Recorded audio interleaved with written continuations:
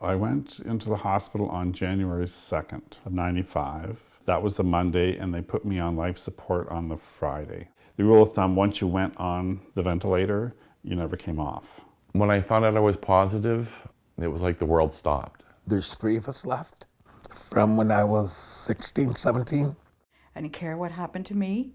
The only thing I cared about was what was going to happen to my children. Being diagnosed with HIV threw me on a spiritual quest.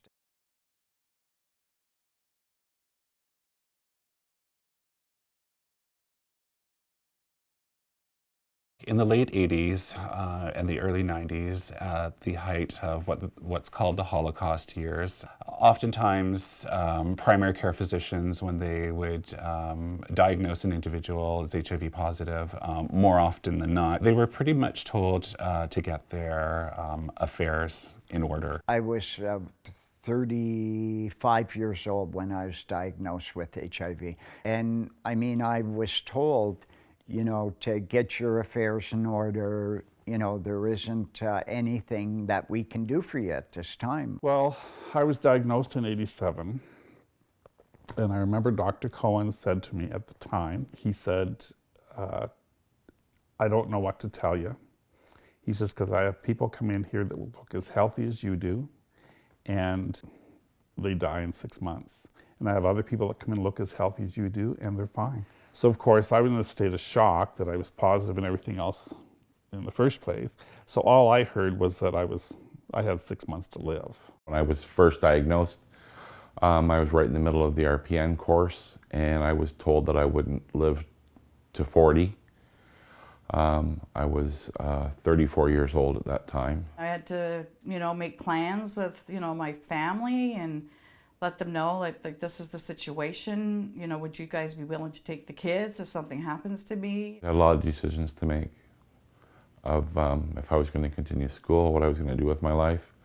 I was engaged and living in the closet, and it brought a lot of things out, a lot of things that I had to answer for myself.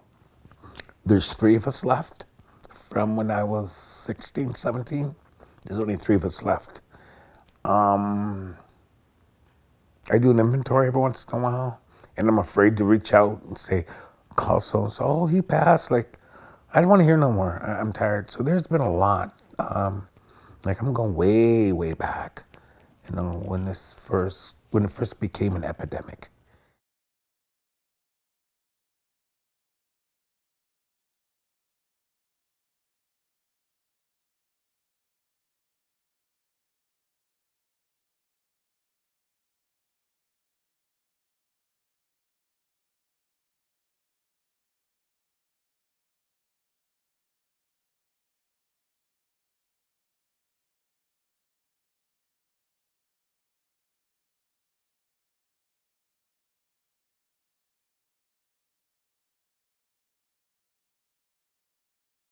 AIDS victims are treated as though they're already dead, but they're not. They need our help. What should we do? The fear of AIDS is partly the fear of the unknown, but we have the capacity to learn, to research, and to find solutions. We also have the capacity to care for our fellows. Let's do these things instead of allowing the superstitious and vindictive side of the human personality to dominate our response to the AIDS crisis. This is Jack Layton in Toronto. Really, your life feels like it had stopped, and for many individuals, it did. Planning for your funeral when you're a young man or a young woman is a difficult challenge for a lot of people to process. And if you had any financial assets, you may have liquidated them at that point, thinking that your life was about to end very shortly. Now, that did happen in many cases, but in many cases as well, individuals kept on living.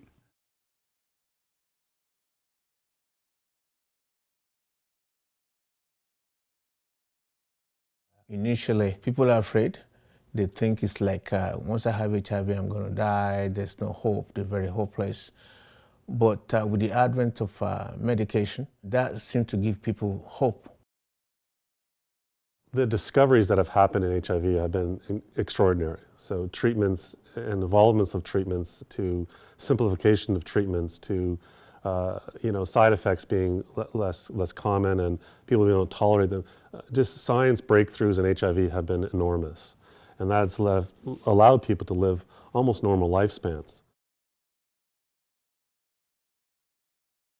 The difficulty for seniors comes in the retention in care piece. It could be a housing issue that they may have. It may be a food security issue. It may be accessing other primary care physicians. It may be financial resources that they have challenges with. It may be trying to figure out what long-term care facility I need to start looking at. So you've got this, us as aging people with HIV who have issues, isolation issues.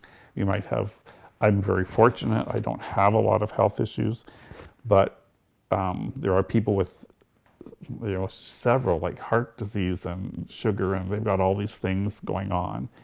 There's no support, and one of the things that I do suffer from dramatically is post-traumatic stress disorder, which I never would have thought ever that I would have. And the government doesn't fund, of course, any support for people with HIV. The support is directed towards education and prevention and outreach, which comes under prevention. In a lot of ways, I'm hurt, right? We were the guinea pigs. We were the test crash dummies who ate experimental medication, who, we did the things that needed to be done so that people are on a one-a-day medication. Thanks, you achieved some remarkable things, right? But you're on your own. And besides, you've already proven to us you can handle anything, right? Look at everything you've done. Well, I'm here to tell you, right, there's still a lot to change. We still have people who are discriminated against in terms of their job, housing, families.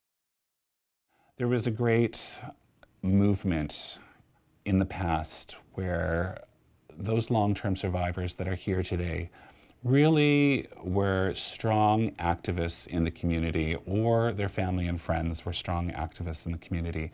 They went out and shook the branches of government, media, and pharmaceutical companies and said, hey, there's a problem here and we need this problem addressed, and we need it addressed now because people are dying around us. But the dichotomy between the past of where we were in an activist movement and where we need to be in engaging the government and engaging service providers to address some of the long-term survivor pieces, that journey is going to continue moving forward. I mean, I know people that don't have transportation, they don't have cars, they don't have money to do anything. I mean, they basically can pay their rent and put some food on the table, and that's about it,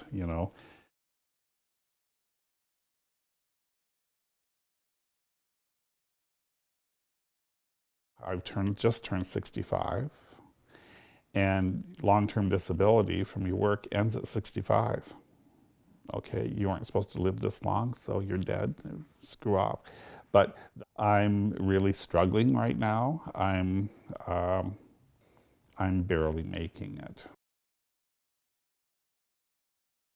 I know so many people who initially back then in the support groups, and they would tell me stories about how when they found out they were positive, they had a really good job or whatever, and they didn't want to tell people that they were positive because they were embarrassed about the situation.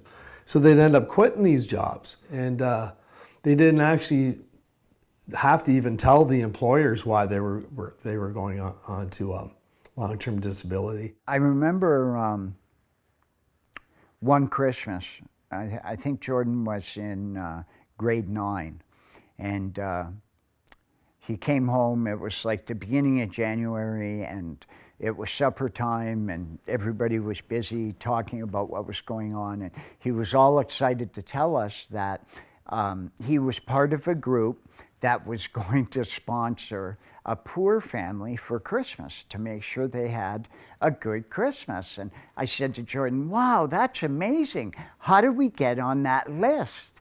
And he said to me, "What are you talking about, Dad? We're not poor." And it was so unbelievable, right? And he couldn't fathom it, right? And I mean, here I was trying to scratch out a living on disability, and my kid didn't know we were poor. I mean, we didn't financial plan. When you have a chronic illness and you don't think, it wasn't until 2006 that a doctor said to me, "You won't die of HIV, right? You'll die of old age." That was the International AIDS Conference. I remember saying to him, "So now what? Do I have to go back to work?" It was really hard to get my head around that. There's a lot of reasons why people survive and people don't survive this.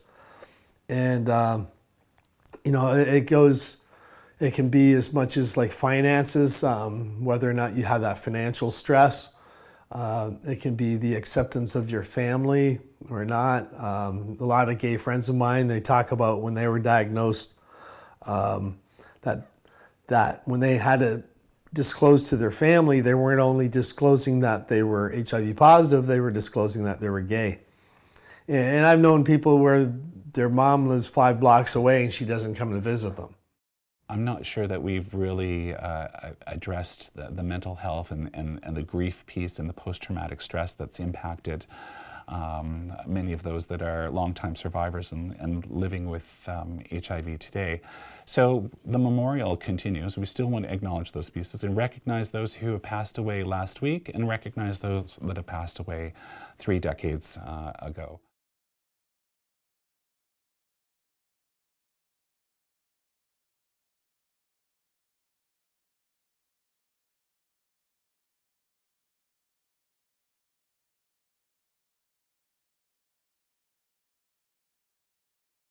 The age vigils are very important for all those that have lost someone, because we've lost a lot of people.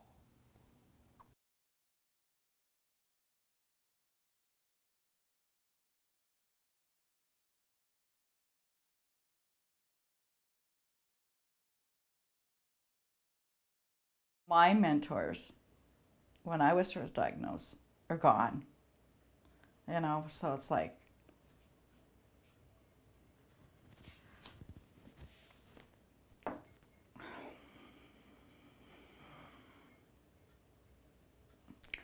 So it's like, myself, many others that have to continue to do the work that they were doing.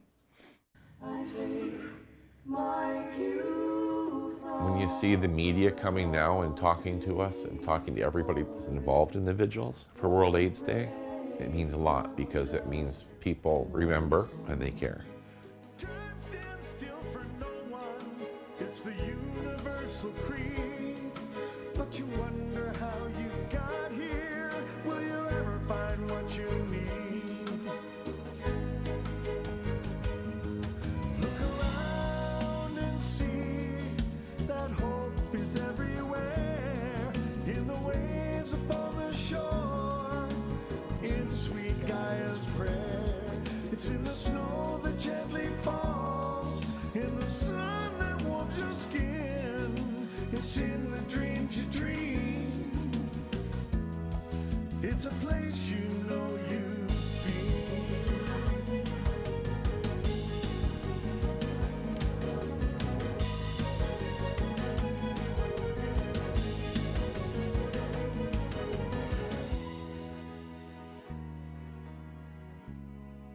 We hope to raise some funds for the AIDS Committee to continue providing the services that are so greatly needed in our community, and also to remember those who have gone before us. We've lost many friends and family members, brothers and sisters to this disease, so it's a chance to get together and think about them. We built the system when people were dying, right? So there's clinics and hospitals, infectious disease clinics. That is going to need to change. We're going to need to build and support new doctors and new healthcare teams, new multidisciplinary teams that appreciate how to manage HIV and take the stigma out of the equation and manage it like any other chronic disease. It's new territory. No one ever thought you'd see an aging PHA. It wasn't something that was in the realm of possibility. Early treatment is very important. And what we know, what we're learning, is that the earlier people go on treatment, the less likely they're going to develop other complications down the way. In working with people who are living now, that are living with HIV into their old age, we know that those people, we have to be very much aware of those people who come with them or in a situation and have had histories of being on drugs that had incredible side effects, that had toxicities, that were very complex. Because what happens in HIV is that it can have an incredible impact on the body. So it means that, development of cardiovascular disease happens earlier. Cancers might happen earlier. But what we're learning about early treatment is that the earlier people go on, the less likely those things are going to be as prominent or going to have as much impact on a person's sort of health and their livelihood. If I meet a young person having HIV, and I'm still meeting them because they're still testing positive, the message that I give them is dream big, right? Go back to school, get in clinical care. This is a serious issue, but don't let it define you. Like many narratives, not all, but like many, it's just like I ended up falling into the party and play scene for a while, and that led to addiction and mental health concerns that I had to deal with, and that led to me losing my career, my house, my cars, my money. I went from being one of the youngest executives in a Fortune 50 organization to losing everything. It was a very difficult time for me, and things for me got worse, a lot worse before they got better. Things for me eventually got to the point where I attempted to end my life. And I am so incredibly fortunate that it didn't work. Because things did get better. You couldn't have convinced me of that at the time. But things truly did get better, and just what I've learned and what I'm able to give back, and it's just like I know I've been given a second chance, and I truly intend on making it count, and I'm doing everything I can to help with that. But yeah, at that moment in my life, it was very, very difficult. When I was first diagnosed, I happened to be seeing a therapist, which I put him into therapy, so I quit. But, and of course, again, at that time, nobody had any information or knowledge about this disease, right? So he didn't know what to do, so he saw a number for a support group for people with HIV in the personals. So he gave me the number. He says, maybe this will help. And it turned out to be the AIDS committee, okay? I finally parked, went and knocked on the door, and he came and answered the door, and it was upstairs. So we're going up the stairs. He goes, well, welcome. He says to our support group and everything. And I was nearly fainting to walk through the door. I was so scared. And I walked through, and I was the support group. There was no one else there. I was the first one that had gone. We're not necessarily the experts on HIV or AIDS.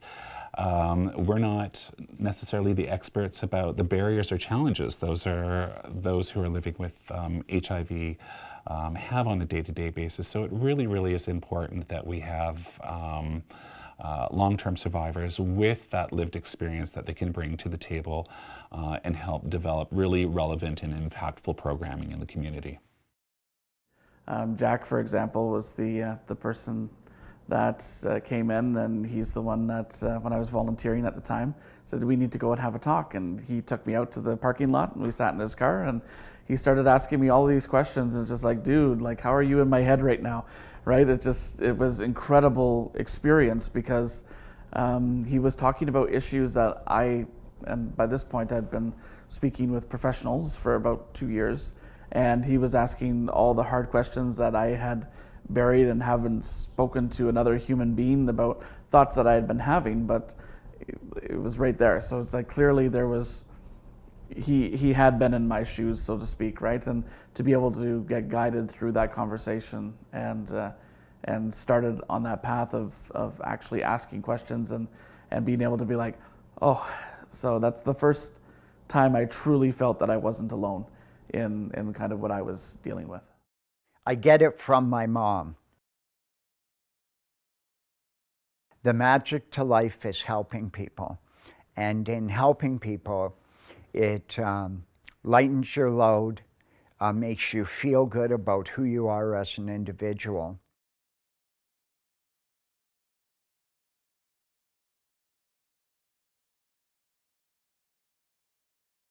I'd love to be with women, especially those that are newly diagnosed.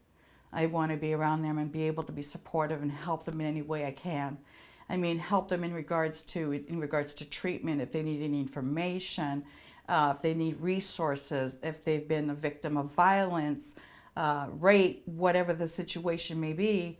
I know where I can get help for them, and I know where the resources are to help these women. Started a group, Positive Straight Men. We started out with 7 people. We got well over 100.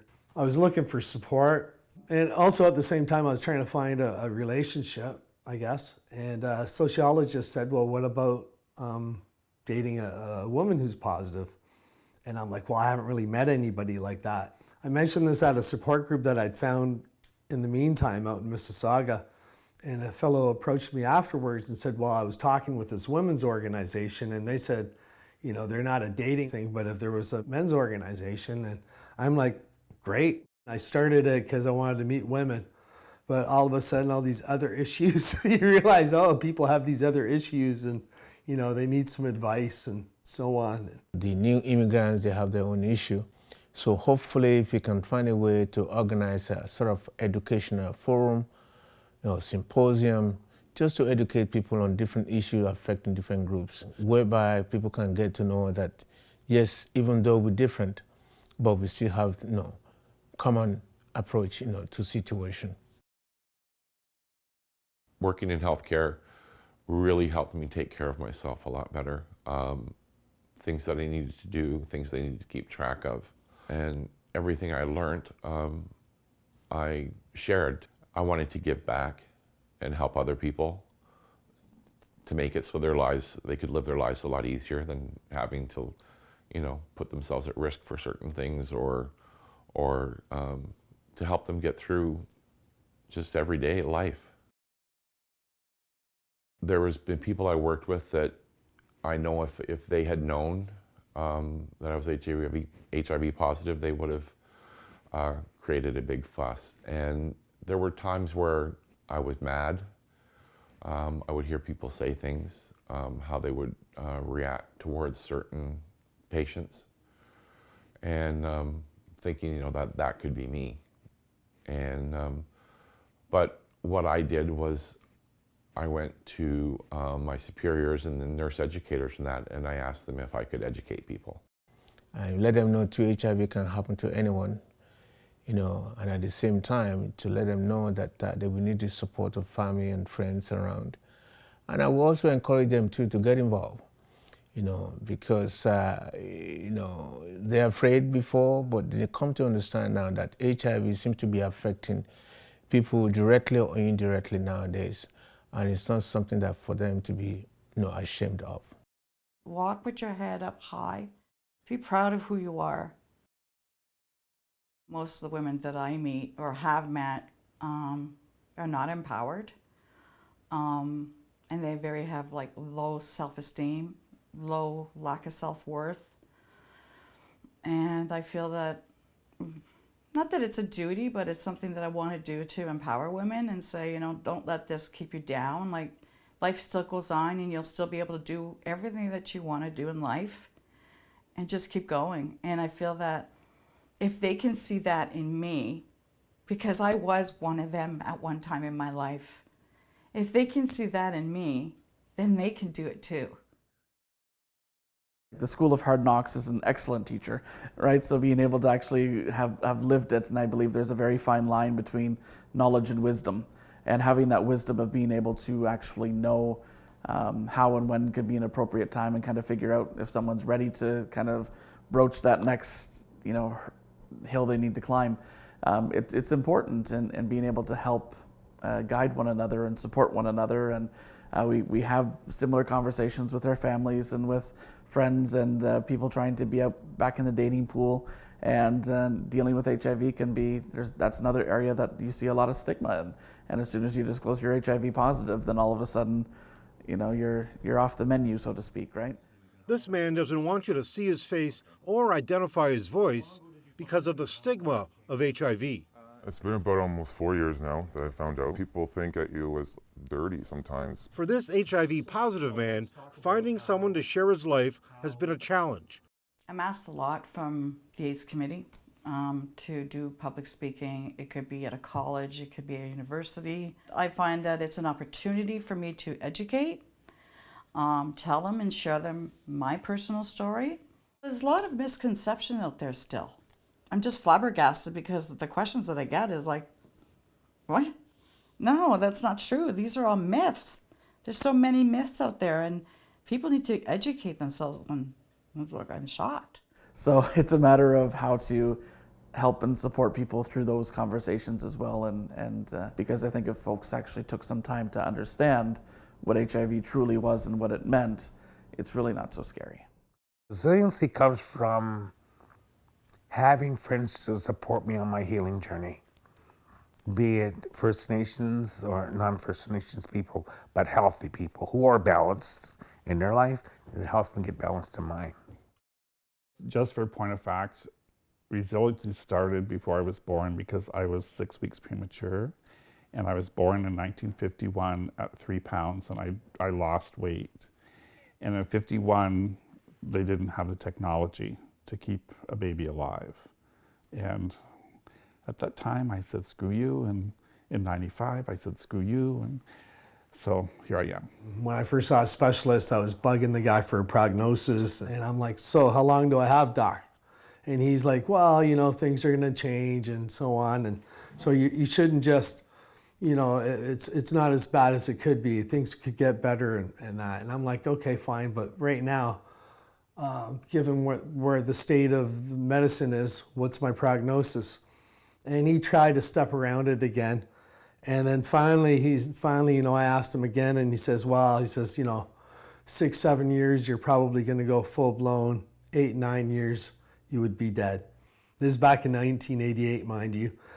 And he told me this, and I thought about it, and I thought, well, that's just not long enough. And so I said to him, I guess I need a better doctor. And I got up and I walked out, and the guy just kind of looked at me like, what? And I hope he realized that it was a good thing in a way.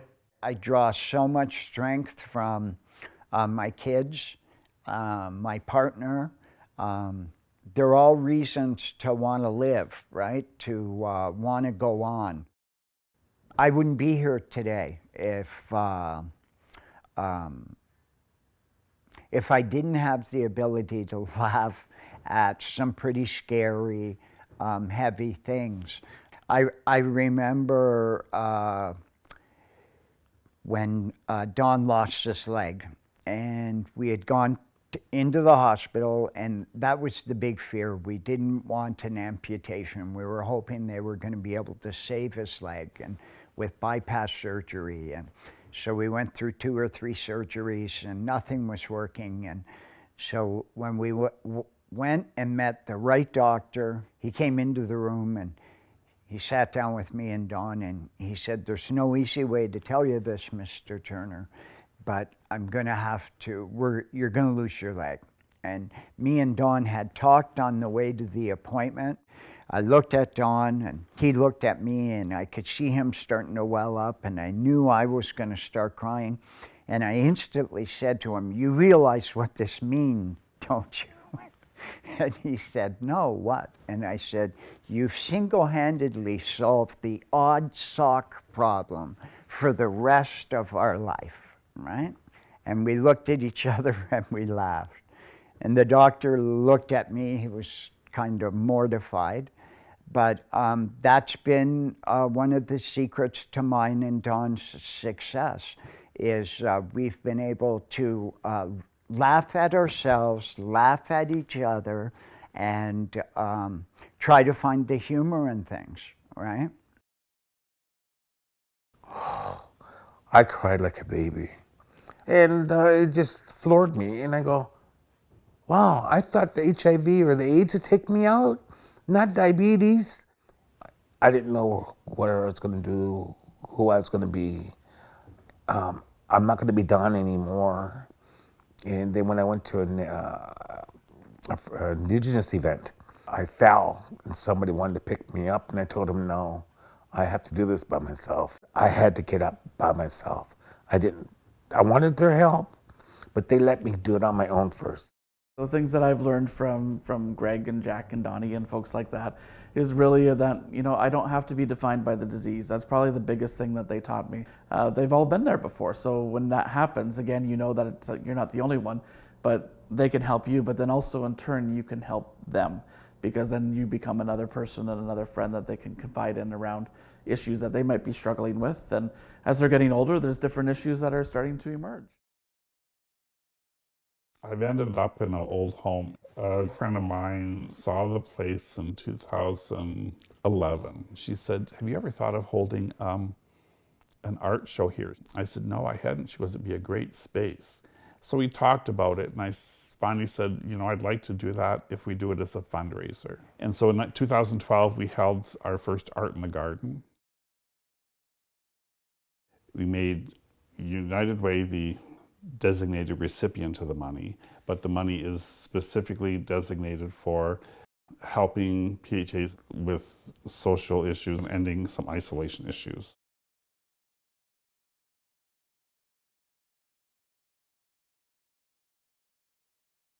It will be, for lack of a better term, my legacy.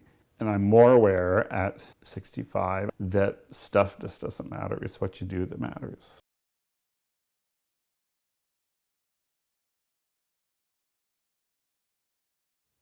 Our properties like Shangola, we have people from different communities, First Nations and non-First Nations community come and stay the weekend because we want our place to be safe. And they're all positive. And they're 55 pushing up to the years, put it that way. But when I came here, they were able to sit, reflect, and just be. I'm a firm believer is if I get some healing, a safe place to go, get rejuvenated, get resilient, and then I can get out there and start doing my work more on a positive note. As funny as it sounds, it's been a blessing in my life, because I wouldn't have met a lot of people that I've met who are just wonderful, wonderful people who've inspired me to stay strong and continue the work that I'm doing, because I'm doing it for all the good reasons. Oh, when I was 30, I was an executive director for Epilepsy Ontario. And what happened was I was busy. More of organizational work, helping people move forward. Since I became positive and working in the AIDS world or the AIDS movement, I came more alive, hearing different stories that were similar to mine, hearing pain that I thought I was the only one that had, meeting different executive directors that helped me on my path. For me to be on this national board, I sit on a Canadian Aboriginal AIDS Network board, helps me model the way for other people,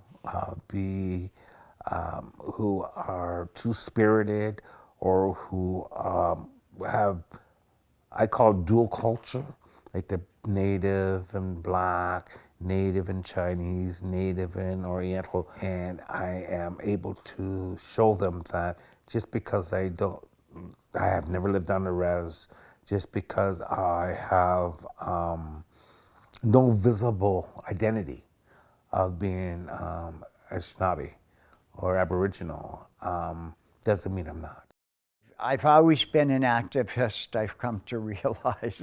And my HIV gave me something to throw that part of me into. At the time that I was starting to look into my Native history and culture, an opportunity had come up through the agency to go to the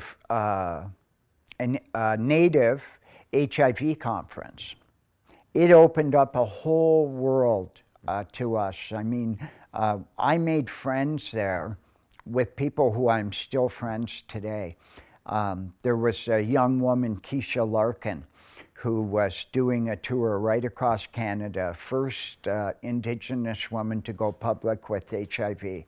And there was Keisha with her daughter, Rikia. And when I seen her up there talking and advocating and being an activist, I looked at Dawn and I said, I know what I want to do with the rest of my life. I thought I was going to end up being an accountant or a teacher or something in that. And now I get to be a musician, which I guess I should have been a musician a long time ago and I didn't realize it. And the thing that I find kind of amusing in a way is that these songs are pretty personal and often true events and stuff. And I throw them out there and it's almost like cleansing myself, throwing out the garbage. But then you get these people who say they can relate to the stuff and they enjoy it. It's like, okay, this is cool. It's like, you know, so then you want to go out and perform the songs. Proud of myself. The things I've accomplished, taking care of people that I've met and people that I've dealt with and people that I've worked with that I've taken care of, and the lifelong friendships that I have made. My line is, I would be gay where I could and straight where I thought I had to be. So the gift in it for me at that time was that it blew the closet door off my closet. And I realized I didn't want it there.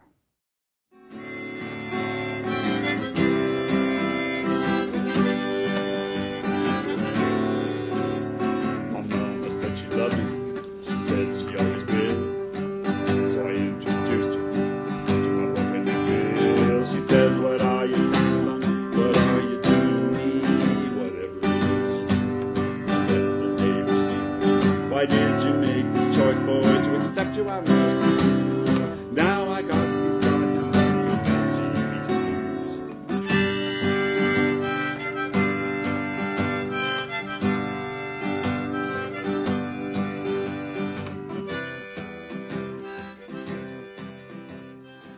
Live today like you're going to be here tomorrow. You know, if you've been diagnosed with something, you know, that other people have been dying from, you know, and you know that, you don't know what's coming around the corner. I mean, no one ever dreamt in '87 that there'd be medications that they were in '97. And as horrible as they were and with the side effects they saved my life and a lot of other lives. We actually have all the answers to solve the HIV epidemic. There is enough science discovery already happened, and it's really how people and organizations and governments run. If we want to solve this, it's bringing people around the table. It's thinking about, you know, what needs to happen and just making it happen. The healthcare system is changing to be much more patient-centered.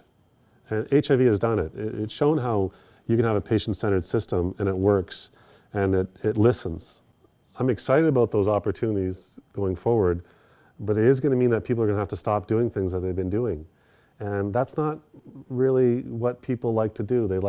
People are like familiar things. We can end the epidemic in Canada. We actually have the resources, we have the knowledge, we have the capabilities. It's just a matter of where is the will there. I think it is, but you know, people are going to have to learn how to do things differently. Prepare. Be wise. Listen to the people that have come before you, because they're the knowledge keepers. They have the tools for you to be successful living with HIV and aging.